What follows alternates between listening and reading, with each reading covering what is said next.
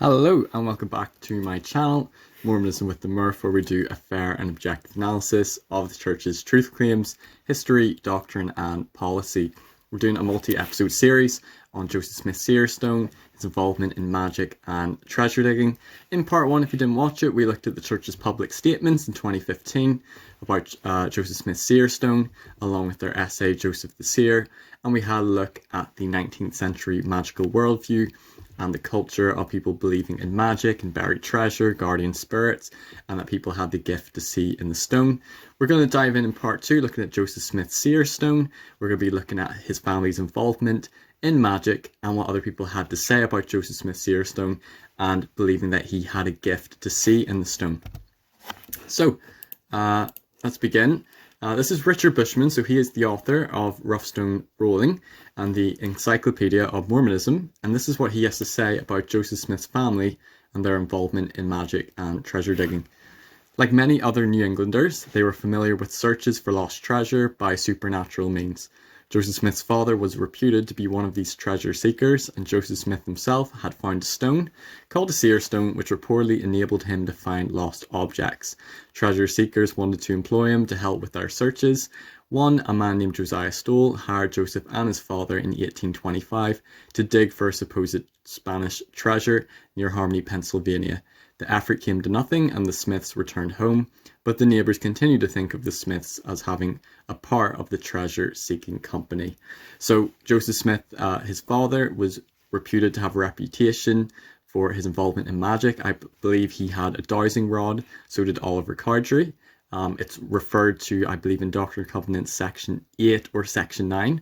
It's called the gift of iron, but originally in the Book of Commandments it was the gift of the rod, and that they could use divining rods that they could move and be used to locate water, and that God could commune through them.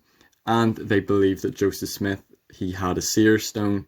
Many people believe that he could find lost objects and that he was hired in treasure digging. We're going to be jumping into the story and the account of his working for Josiah Stoll more in the next episodes, and that he was taken to court on charges of being a disorderly person and using fraudulent use of the stone, pretending to see buried treasure. So we'll look at that in a future episode.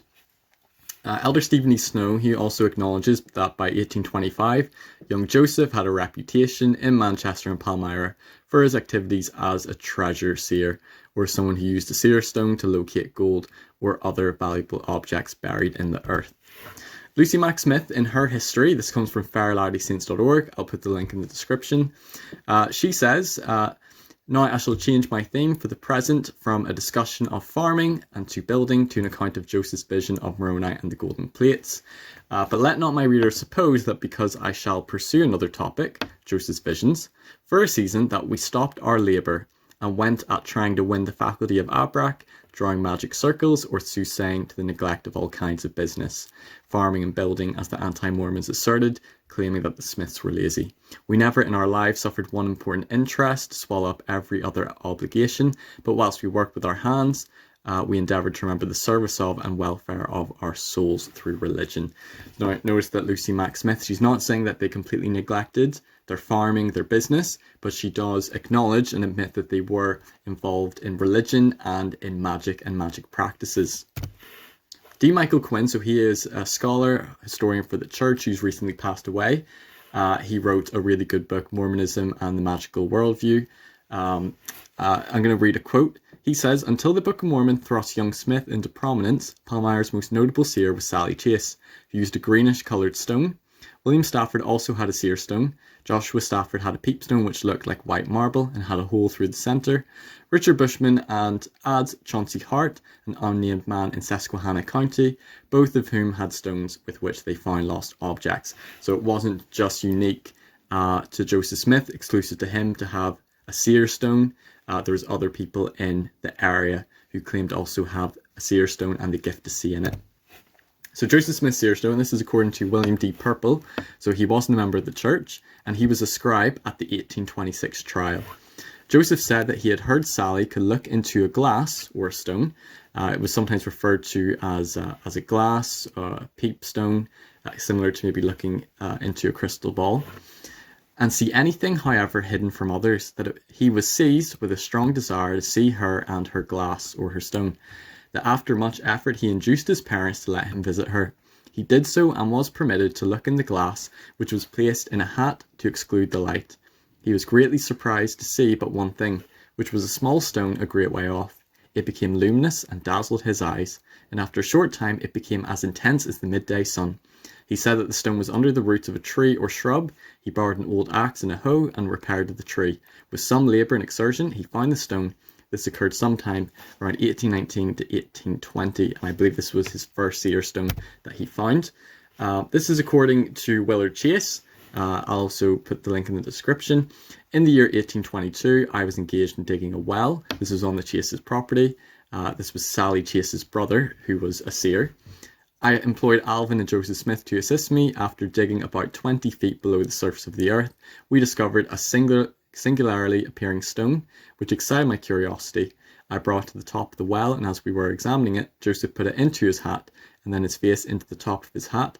The next morning he came to me and wished to obtain the stone, alleging that he could see in it, but I told him I do not wish to part with it on account of it being a curiosity, but I would lend it. And that was the same stone that Joseph Smith used to translate the Book of Mormon, and he had it for the rest of his life, so I don't believe he gave it back to Willard Chase. Brigham Young, he also claimed that Joseph Smith first obtained his seer stone in an iron kettle 25 feet underground. He saw it while looking in another seer stone, which a person had. He went to the right spot, dug and found it. And Wilford Woodruff said, before leaving, I consecrated upon the altar the seer stone that Joseph Smith found by revelation, some 30 feet under the earth and carried by him through life. I think there's a bit of maybe confusion because some of the accounts are claiming that Joseph found the stone by first looking in the hat and then claiming to find it, 20 or 30 feet, however deep it was, in the well, finding it that way. Whereas according to Willard Chase, they just dug and then happened to find it. So there could be confusion between the 1819, 1820, where he found his first seer stone, and the 1822 account when he found his second. Michael Ash, church apologist, this is what he has to say. So he shared this. In Joseph's world, the ability to use a seer stone to see the location of lost objects was a gift from God. Joseph, his family, and many of his associates believed he had this gift. We don't know how Joseph was able to do this. We don't know what his success rate was for finding lost or hidden objects. The important thing is that Joseph believed that he was able to find lost objects, and this was a gift granted him by God. Now, critics would push back and say he was hired on many treasure digs, which we're going to focus on the next episode, but they never found the treasure. But many people claim that he did have this gift to find lost or hidden objects. Martin Harris, so this is a statement by him. He says, I was at the house of his father in Manchester, 2 miles south of the Palmyra village, and was picking my teeth with a pin while sitting on the bars. The pin caught in my teeth, and I dropped from my fingers into shavings and straw. I jumped from the bars and looked for it. Joseph and Northrop Sweet also did the same. We couldn't find it. I then took Joseph on surprise and said to him, take your stone. I had never seen it, and I did not know that he had it with him. He had it in his pocket. He took it and placed it in his hat, the old white hat, and placed his face in his hat. I watched him closely to see that he did not look to one side. He reached out his hand beyond me to the right and moved a little stick, and there I saw the pin, which he picked up and gave to me. I know he did not look out of the hat until after he had picked up the pin. So this is a account of Martin Harris, who literally lost a needle in a haystack, and he's claiming that Joseph Smith put his seer stone in a hat, his face in a hat, and then was able to find it through the gift and the power of the stone. David Whitmer says, I have seen Joseph, however, place it to his eyes and instantly read signs 160 miles distant and tell exactly what was transpiring there. When I went to Harmony after he told me the names of every hotel at which I had stopped on the road, he read the signs and described various scenes without ever having received any information from me. Henry Harris, so this is a second-hand account. So Joseph Smith's father said that he, Joseph, had a revelation from God that told him that the Book of Mormon plates were hid in a certain hill, that he looked in the stone and he saw them in the place of deposit. I was well acquainted with the elder Smith. He often came to see me and had many long talks together. Joseph Smith Sr. told me of the stone his son Joseph had found, and by means of which he could see hidden treasures and many wonderful things. Lucy Mack Smith, She said this to Josiah Stowell. So Joseph Smith had a reputation, and Josiah Stowell came seeking after Joseph to see if he would be able to work for him, to find a treasure mine near his home. And this is what Lucy said to Josiah Stowell, that he came for Joseph on account of having heard that he possessed certain keys by which he could discern things invisible to the natural eye. And this comes from her personal biography, that Joseph Smith had this gift to see things which were invisible to the natural eye through the seer stone. So some apologetics about Joseph Smith's involvement with the seer stone and the Smiths' involvement in magic. In the article it says Joseph was raised in a family that read the Bible, which mentions seers repeatedly. The Bible also mentions people receiving spiritual manifestations by means of physical objects such as rods, a brass serpent on a pole, an ephod, and the Urim and Thummim. Seeing and seers were part of the culture in which Joseph Smith grew up. Some people in the early 19th century believed it was possible for gifted individuals to see or receive spiritual manifestations through material objects such as dowsing rods and seer stones. So it was part of the magical worldview and the culture that the Smiths grew up in, and they're very much a part of that. This is from Latter-day Saints Q&A, Jeff Roundy, and he's quoting from Richard Bushman here. He says, enlightened newspaper editors and ministers scoffed at the superstitions of common people, but were unable to erase them. Ordinary people apparently had no difficulty blending Christianity with magic.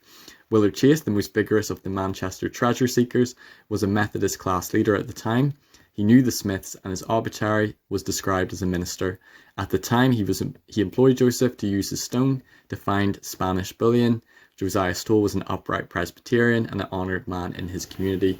So they're stating that many Christians were also treasure diggers and believed in magic, and they didn't see these as separate, but really it was blended together, that it was all sort of God, that it was all of his power.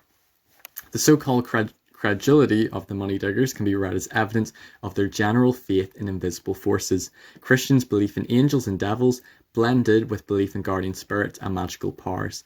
The saints were as susceptible as their neighbours to treasure-seeking folklore. For people in a magical frame of mind, Moroni sounded like one of the spirits who stood guard over treasure. I talked about that in my first video. The similarities may even have made the extraordinary story more credible in the Smiths family. So again, think about what if Joseph's family, especially his parents, did not believe him about Moroni and about the gold plates that were buried in the hill. This fit right in with their understanding and their culture, and it allowed them to express confidence in Joseph. So again, Christianity and magic were blended together in the 19th century culture, that the saints, early saints even were believing in magic, in treasure seeking, in guardian spirits guarding treasure. And he's making the point that if it wasn't for maybe this mindset, perhaps Joseph's family would not have believed his claim about Moroni and the gold plates. Now, a critic would push back and say the story came from that culture. They believed in guardian spirits, they believed in buried treasure, so he just evolved the story from being a guardian spirit guarding treasure to an angel with gold plates, and it came from his culture, from his magical worldview. I'm going to finish with the 2015 Ensign article. We read, partly as a result of the Enlightenment, or Age of Reason, a period that emphasized science and the observable world over spiritual matters, many in Joseph's day came to feel that the use of physical objects, such as stones or rods, was superstitious or inappropriate for religious purposes, and it was not emphasized as much as the years went by. That revelation was changed from, I believe it was D&C 8 or 9, the gift of the rod to the gift of iron, and they weren't talking about the treasure digging or the magical superstitious practices, because many at that time saw it as superstitious and inappropriate for religion. In later years, Joseph told his remarkable story. He emphasized his visions and other spiritual experiences. Some of his former associates focused on early use of the seer stones in an effort to destroy his reputation in a world that increasingly rejected such practices. So a lot of his critics, neighbours, were focusing on his use of the seer stone and his involvement in magic and treasure digging practices as a way to try to discredit him, and that he's now focusing on his visions, on his revelations, his spiritual experiences. We're going to jump more into that in the next episode, but let me just finish this quote. In their proselyting efforts, Joseph and other early members chose not to focus on the influence of folk culture, as many prospective converts were expressing a transformation in how they understood religion in the Age of Reason. In what became canonized revelations, however, Joseph continued to teach that seer stones and other seeric devices, as well as the ability to work with them, were important and sacred gifts from God. So, just in summary, we've looked at Joseph Smith. We looked at how he first encountered and received his seer stones through Willard Chase's well. He found the stone in 1822, and I believe another seer stone a couple of years earlier. There were other seers in the area. The Smiths were very much involved in this magical worldview, believing that people had the gift to see in a stone. People believe that Joseph Smith had this gift to see in a stone, to see lost or hidden objects, to see things invisible to the natural eye. And in the next episode, we're going to be jumping in to Joseph Smith's involvement in treasure digging.